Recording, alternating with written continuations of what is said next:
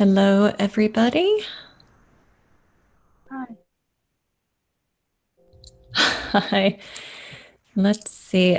Feel free to turn on your camera. It's always nice to see a face, so I'm not just talking to a blank screen. Um, Gosh, it's exciting to see new people here. And I was a little worried that the link went out so late in the day that nobody would be able to join. So thank you for coming. Thank you. Yeah. All right. So the purpose of these calls is just for me to be here to answer your questions. So you can pick my brain, you can raise any questions or concerns you have either about one of the classes you're in or your current writing project or just writing generally, whatever happens to be on your mind. So I do have a topic in mind I can throw out there. It's not a prepared presentation, but something I can kind of riff on. But I would rather start by asking you all what you would like to talk about, or if there are any questions here. So typically it's best to have your mic muted until you're ready to talk, but at any point feel free to unmute and jump in. And muting the mic is just to keep the recording free of echoes and such. So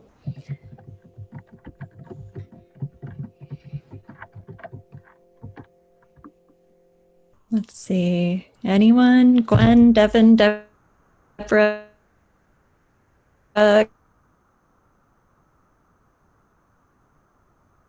Carmen, but I can see you. Great. No worries, Deborah. Totally fine.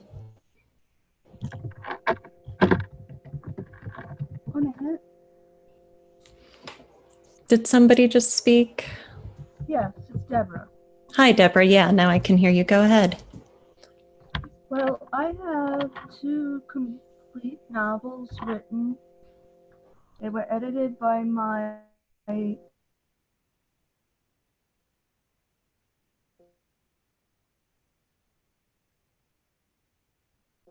and I've in a very minor way I started to try soliciting for a literary agent. I would like to try, at least at first, to go the traditional publisher route. Mm-hmm. Yeah, so if you believe that your manuscript is as good as you to being ready to query agents, if you just have it spit polished and shined up, then I would look at resources to help with your queries. And I know there are quite a few online, so, I think and there I'm are, sorry. Yeah. I think there sorry, might.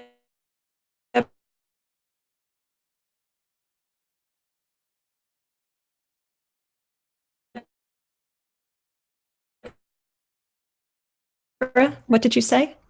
And it's Okay. also on Mm-hmm. a timely subject. It has to do with a woman who had been sexually molested. Mm-hmm. She goes on a few years later to become a teacher, and she recognizes that there's a child in her class who's suffering from some kind of abuse. Mm-hmm. So I think it's a very timely subject. Mm-hmm. Um, but I'm wondering how I can really get people interested. Well, it goes back to writing the query, and there's there's a lot about it that's tricky, so there are some agents who will do query letter reviews. um, I think you could just search for that online. I don't have any names off the top of my head, but then you get the perspective of the agent, and they will point out things that may or may not appeal to agents in the industry. So they are the gatekeepers of traditional publishing. I would say send out some queries and see what kind of a response you get back. If you get positive responses, maybe nobody buys it in this round or wants to take you on as a client right away, but they say, this has potential, it just isn't right for me. If you get personalized notes and not just form letters, Right. then that will indicate that you really do have a strong query. If all you get are form letters, I would look for more feedback on that query letter to see if there's some element you're missing or somewhere that you're just not hitting the mark with what agents want to see today. Okay, that's a good idea. Yeah. And then after you do that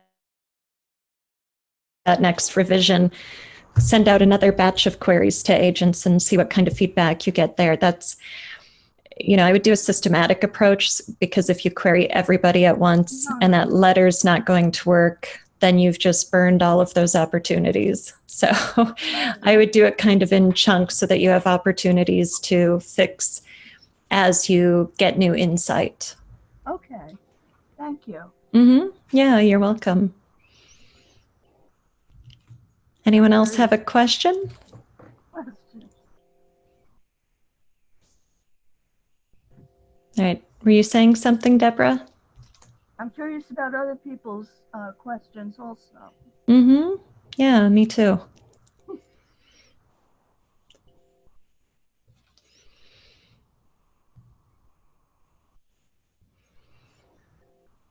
Hello, Kathy and Nina. Looks like we've got a couple new people joining us. That's wonderful. Anyone jump in with a question? I'll give us a few more seconds here, and then I'll talk a little bit about the topic I had in mind if nobody has a question for us.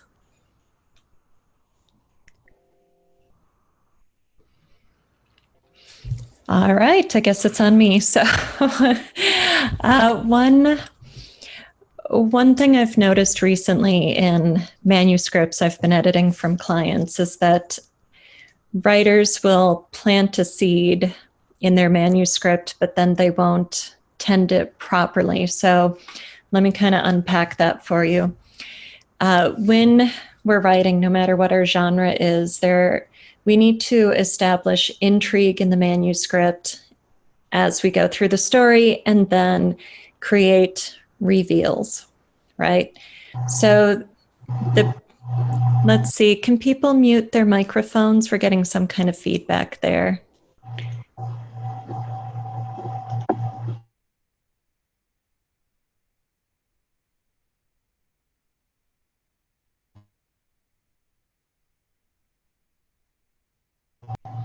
Hop in.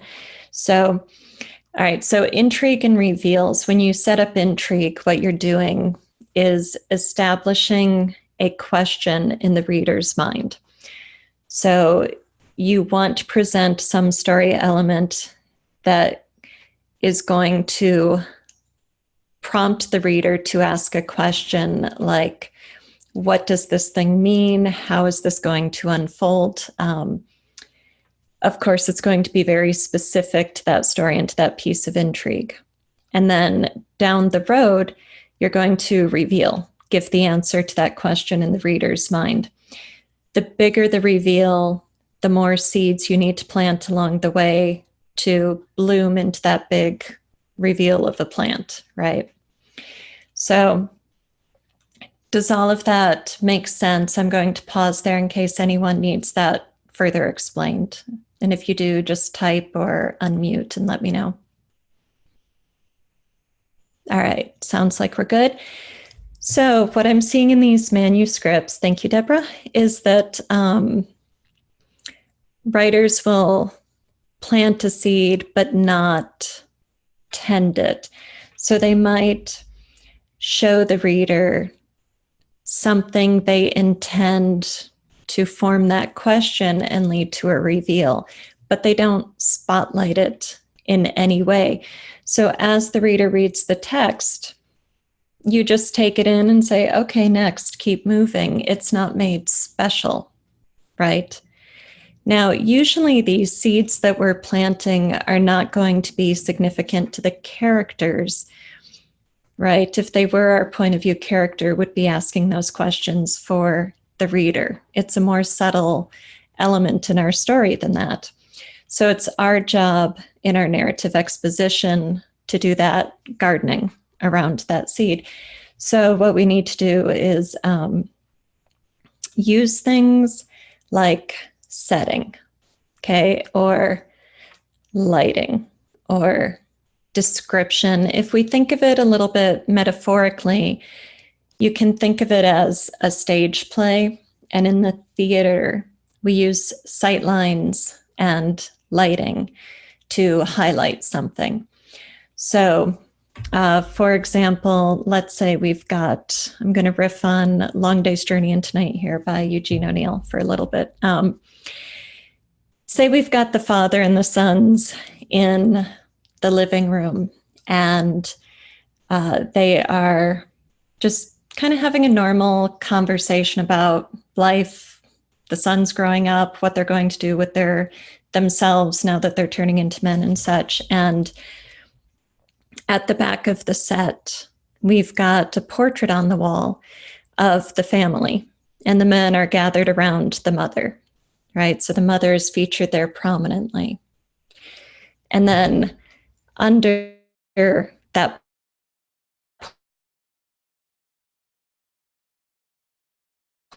portraits of things set up under that bar.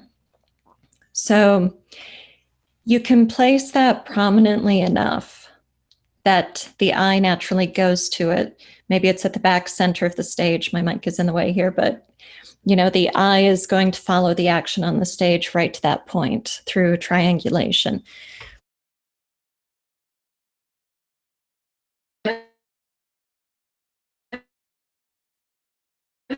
And incision site?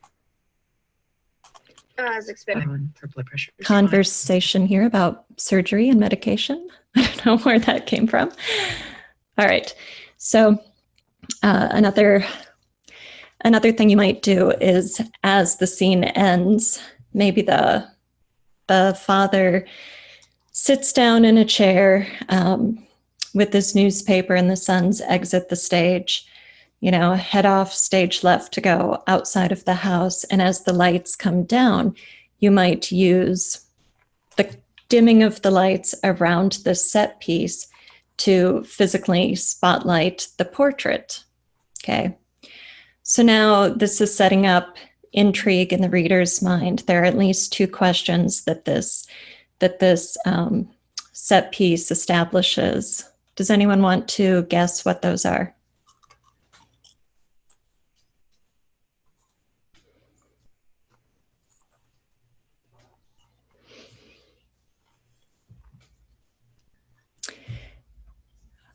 I guess not. So, characters and setting. Okay, but can you put that into, thank you, Deborah, can you put that into the question in the reader's mind? Like, what specifically? We've got that family portrait on the wall. We've got the bar underneath it. We have the father and the two sons. They're in the scene, interacting, having a conversation. And then the scene ends, right? The sons leave, the father sits down. So if you recall, I said that the mother is featured prominently in the family portrait. So one seed we just planted in the reader's mind or in the audience's mind is, where's the mother? Why isn't she in this scene, right? She's clearly part of the family. Why isn't she here? The other question, right, what is the problem with the mother? The other seed that we're planting here is, what is with the alcohol? How is the alcohol an element in this family's life? Why is that portrait over a bar instead of an upright piano or something more family oriented or more wholesome? Okay. So if you know Long Day's Journey into Night, you know that eventually as the play progresses and there's more conflict around what Mother is doing, what's wrong with Mother, what's happening with her. She eventually does emerge, and we find out that she's an addict. I believe she's an opium addict. But, you know, she...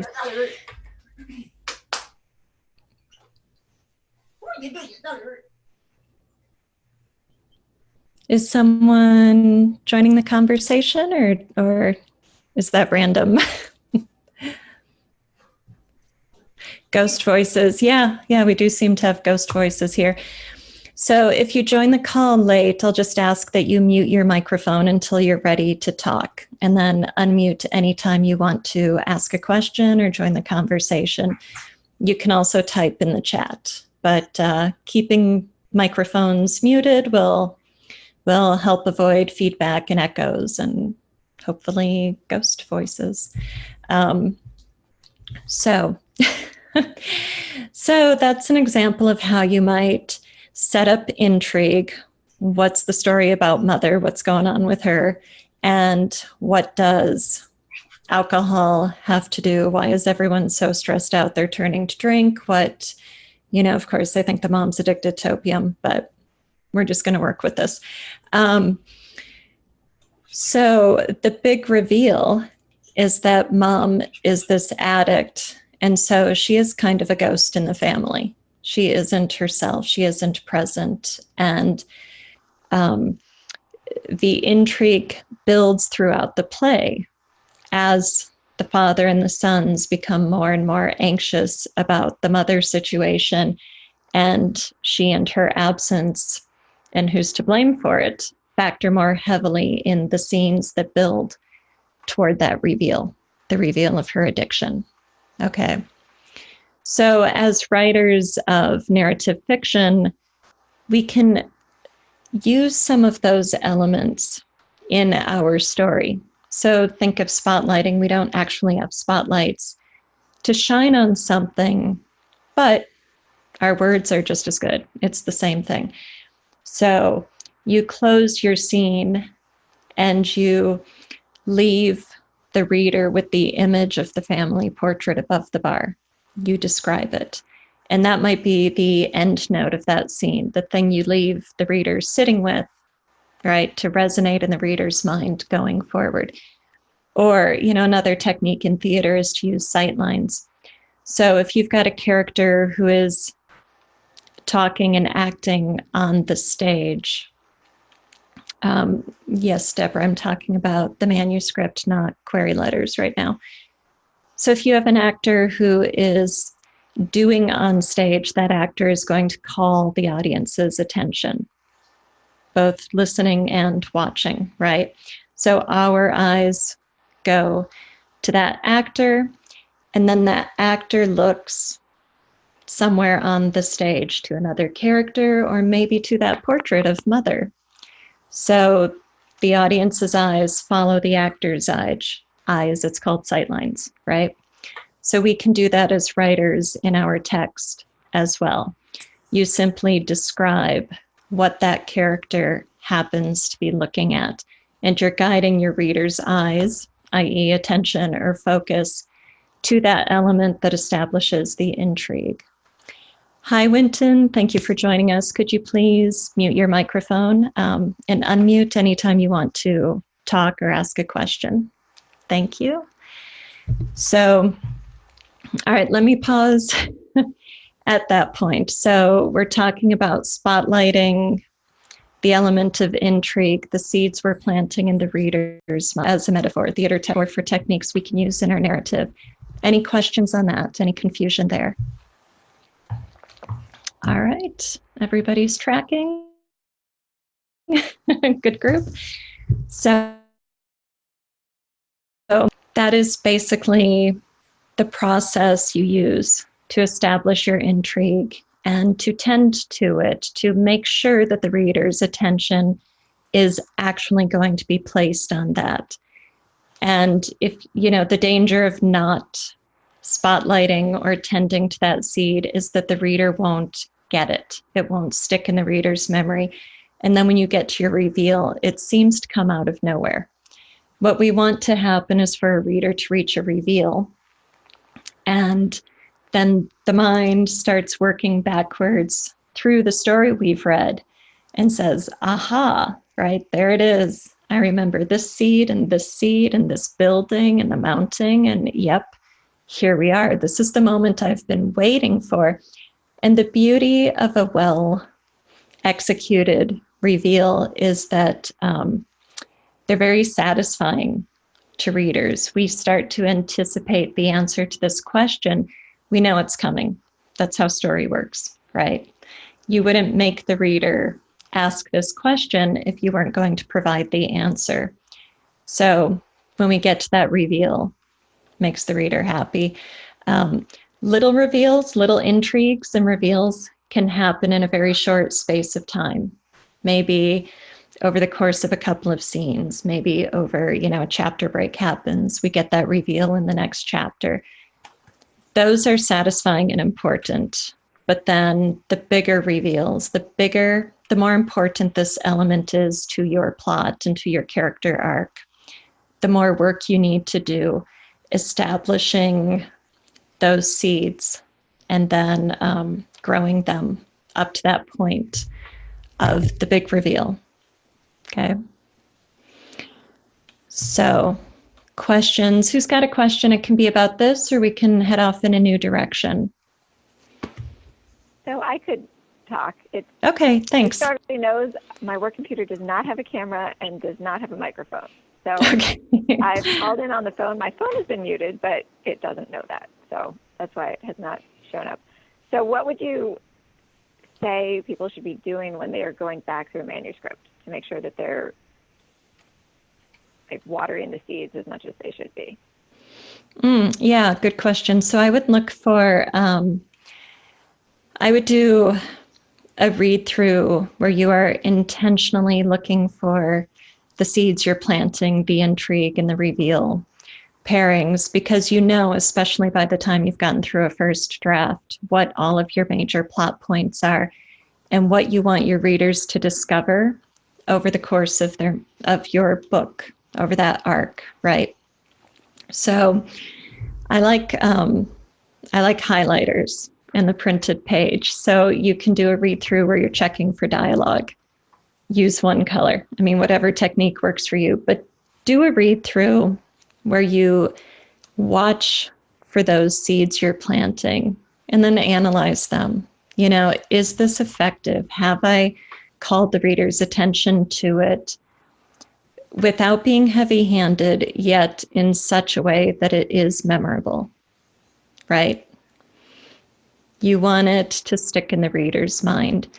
And if you can read that passage and it doesn't occur to you that this moment is special, that it's being spotlighted in some way, then do more work around that. Do more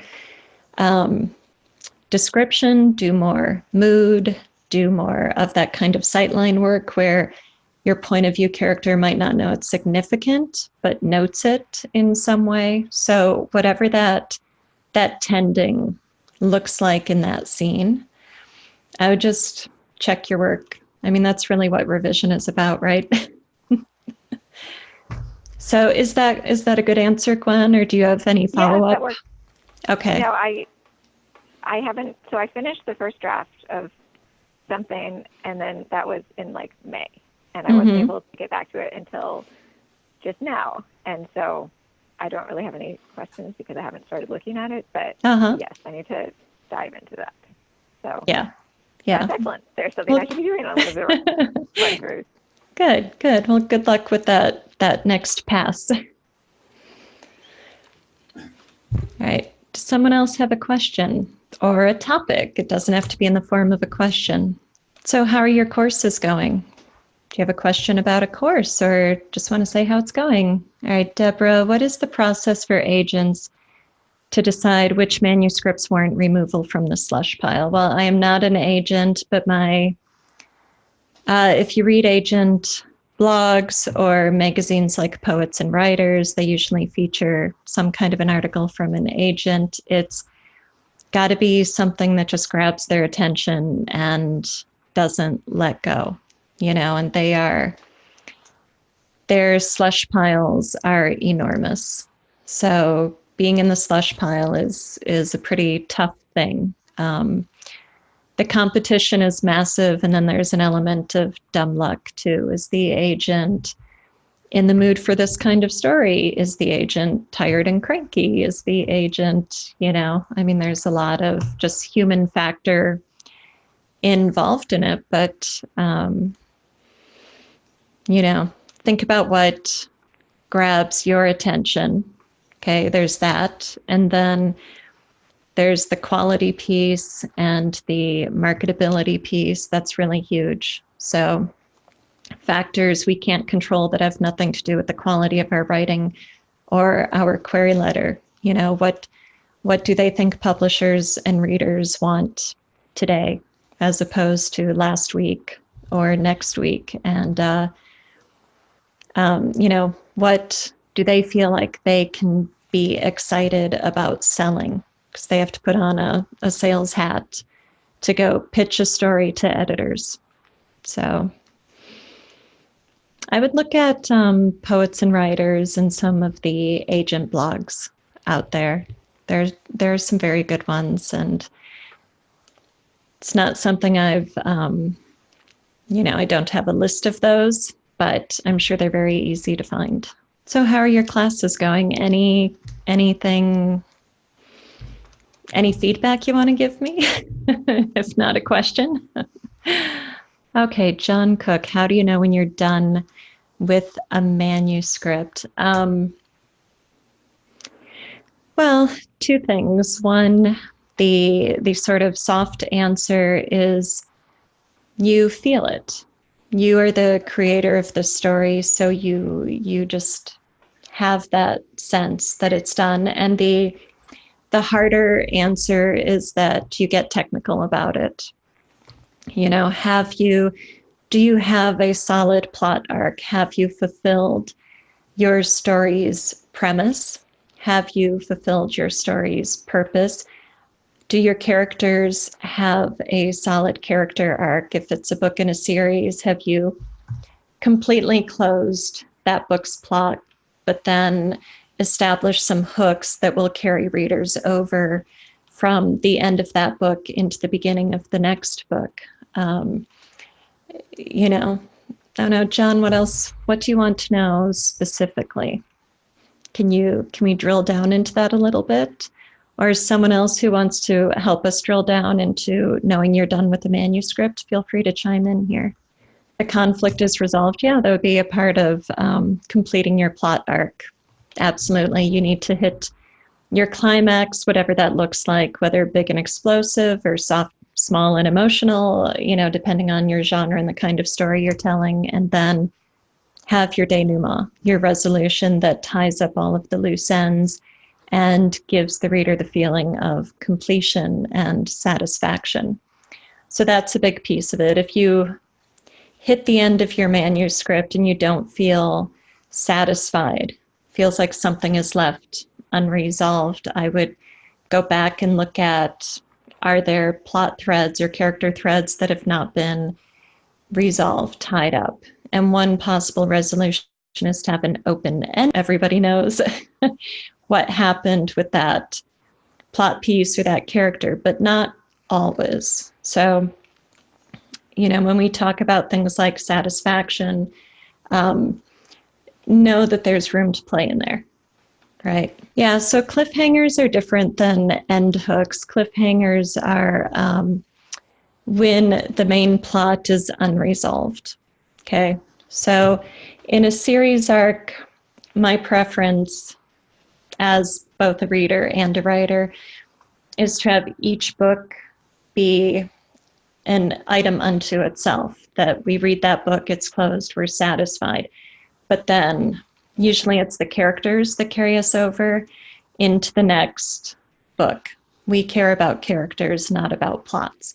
And so we want to see what those characters are going to do next, what kind of trouble they're going to get into next. And so leaving character arcs open-ended is a great way to move us into a next book. Also leaving something from the plot open-ended. So at the end of the first Star Wars movie, the Death Star explodes, but we see the little escape ship flying off, and we know Darth Vader has lived, right? This conflict is going to continue, part 2 to come. So that's another way to have an end hook in a series that is really plot driven.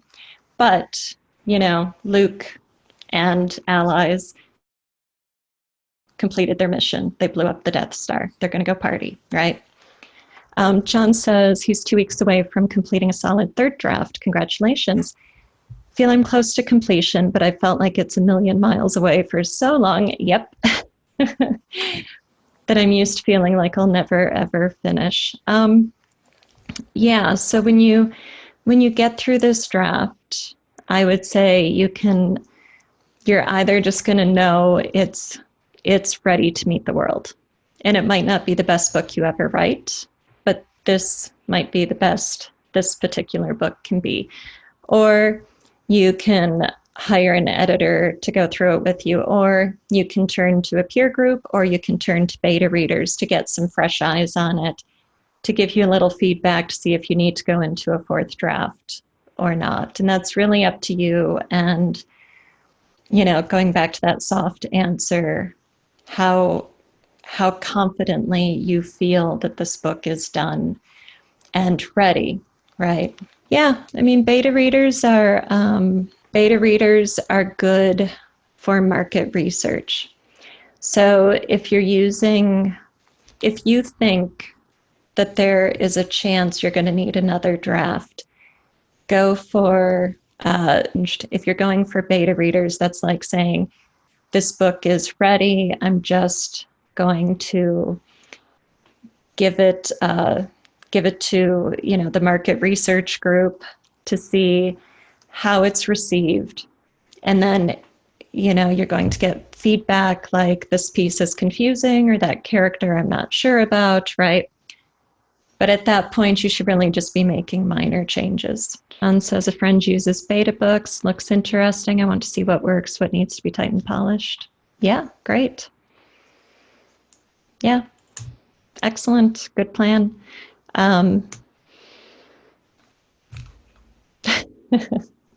Yep, I haven't used beta books, so. You want to say what beta books is, John? And if someone else has a question, you can type it in or unmute, and we'll head in that direction. So beta books is a service for tracking beta readers and their feedback. Great. And it's at betabooks.co. John says it's pretty slick.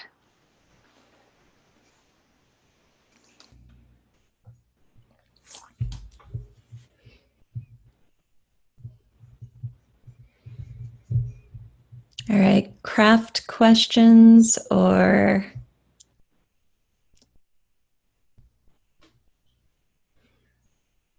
Carmen's trying to prep for NaNoWriMo.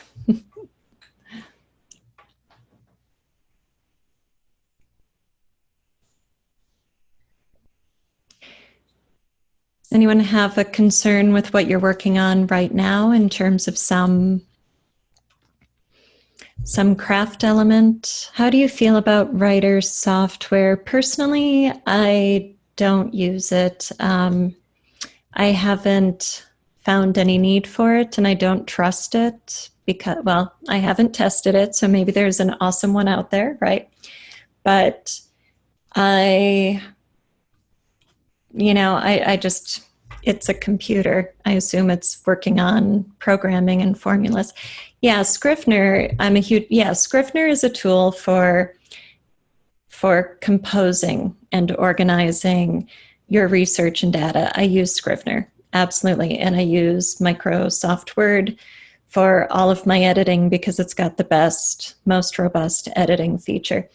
But in terms of stuff like Grammarly or other things that are supposed to give you, I don't know, story suggestions, and Grammarly is probably a bad example of that. But in terms of that sort of thing, I just wouldn't go there. So I can't give you an informed opinion because I haven't tried it, but yeah. So what kind of software did you mean, owner? Stuff like Scrivener or stuff like things that try to shape your story for you as you go? All right. Any other questions? Have you all checked out the library tab and looked at the recordings from past sessions, if those been useful? Don't see what, the library tab? Right. If you log into the school, you know, the row of tabs at the very top, kind of the menu bar for the school, it should be on the right side there, and it just says library. And so I put recordings of these calls into there, and so you can watch the past calls, and each one has just a kind of a table of contents list of the different topics we talked about on that call. So yeah, I hope those are useful. And then we'll build up a library of craft conversations for everybody in the school. And don't forget, you can use the comments feature in your courses and then ask me questions as things come up, because I will get pinged. I'll get an email when a comment is posted under a course, and then that way I can give you an answer about your course, and you won't have to wait for the next live call, although you can certainly bring those questions to the live calls as well, especially if they're more complicated and conversation will help answer the question better. Or if you want to get into some details about the piece you're working on and use more of a, for instance, this character is doing this kind of thing, and I don't know, you know, what to do about that. A lot of times getting into those specifics of a story really helps round out the conversation and address craft questions. And even though we might be dealing with one person's very specific story, the conversation about the craft elements will apply to anybody. So if you look at the recordings in the library, I think you'll see how that works and how effective it can be. So I want to encourage you to bring those kinds of concerns to these calls. So any other questions? If not, I think we can go ahead and wrap up today's call. But I'm excited to see so many people here. This is wonderful. And we've got another call scheduled for 4 o'clock Central on Tuesday, November 5th. And then I'll put out the next schedule right around that time. So the schedule is always listed under the library tab as well. And then you get them in your email.